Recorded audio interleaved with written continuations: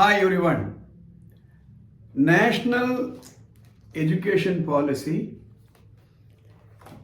and Total Quality Management Schools, TQM schools, that has to be synchronized with the attitude of educators, which includes teachers, school management, principals. That's what we're going to discuss today. Let me give a simple example. Supposing I give this to you, how many of you will take it? In fact, a couple of weeks ago, I was cleaning up my cupboard. I have a whole pack of the C90 cassettes unopened. I should have forgotten to use it. If I offer it, who will take it? Or let me give another example. This is a mobile phone which I purchased when this model came first. And I was using it. If I offer this to you, how many of you will buy it? It has lost its relevance. Why? Simple. Technology has changed. As simple as that. Now let me read the National Education Policy. The aim must be for India to have an education system by 2040 that is second to none, with equitable access to the highest quality education for all learners regardless of social or economic background. Now, I have read it from the National Education Policy. In fact, I would have read this document several times to understand the implications of this document to the survival of schools. Like this product disappeared. Like this phone will not have any more demand today. This is a very good phone even today. If you want to use it only for the purpose of making calls, as you call, excellent phone. Right? Nothing wrong with this. But those who want more facilities of connectivity, there are other options available. As an educationist for the past nearly more than 3.5 decades, myself or rather, we have been working in schools. There was a time maybe about 10-15 years ago, there was a system of teaching. The criticism about those schools were called broiler chicken schools. A lot of debates came on the television. A school system where students were taken after the 10th standard or even after the 9th standard, really drilled, coached from morning 4 o'clock to midnight 12 o'clock, made them to produce result, score marks, highest mark. And parents admitted those children, their children there. And many scored highest mark and got admitted into engineering, medical colleges. Even today, there are coaching centers specially designed for IIT coaching. I'm not questioning any of them.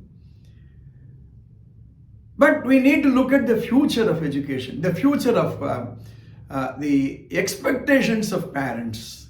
When you talk about globalization, nowadays you see a lot of signboards. Global schools, smart schools, international schools.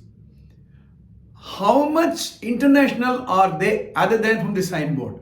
Will they pass the test of quality as we progress into internationalization of education? Because this is what the policy document says.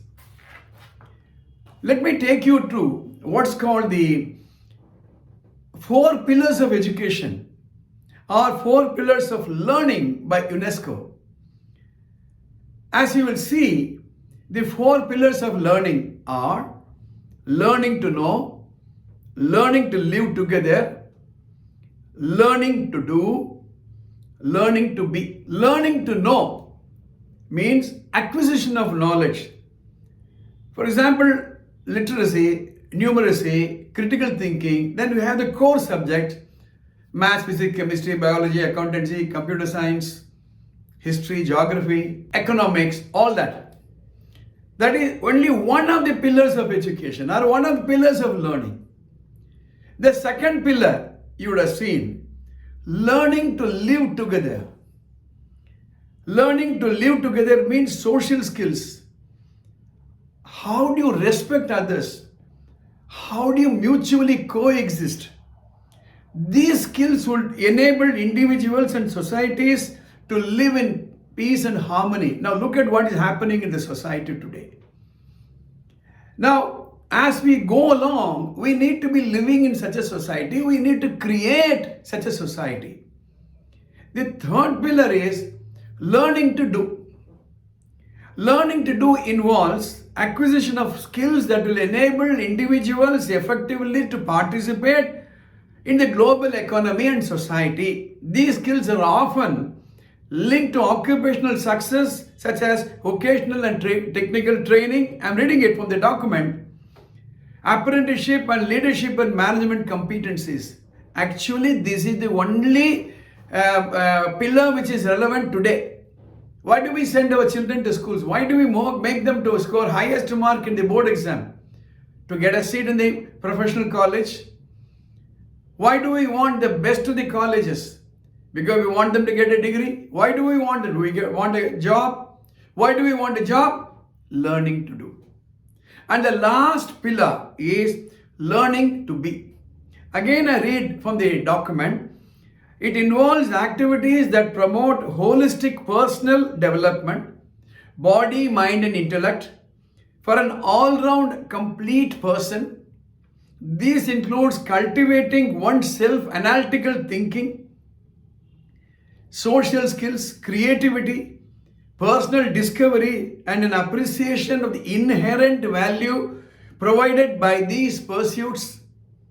An example under this is a teacher who participates in training workshops that will enhance his or her knowledge and skills in the teaching learning process. Now, I've come to the crux of what I wanted to convey, the quality of teachers and the quality of teaching. That takes me directly to the attitude. Unless and until we have a global attitude in the teaching environment, mainly by the teachers, all these schools will just disappear like a bubble, soap bubble. Like a soap bubble, they will disappear. So the task in front of educators is to align. Over a period of time, get ready to face the NEP. Why? NEP is aiming at not like the what I call as the broiler chicken schools, but look at globalization. Today, what happened to those days in 1990s when India became LPG driven economy, liberalization, privatization and globalization, those companies which could not adopt themselves just disappeared. And those Indian companies which adopted and integrated became global companies. In future, there will be no Indian schools. Everything will be a global school. Every school will be a global school. I want to discuss this, linking this policy document with total quality management. I have successfully implemented TQM in more than 3 schools. With my humble experience, I would like to elaborate what it means to take a school from an ordinary school to a TQM school.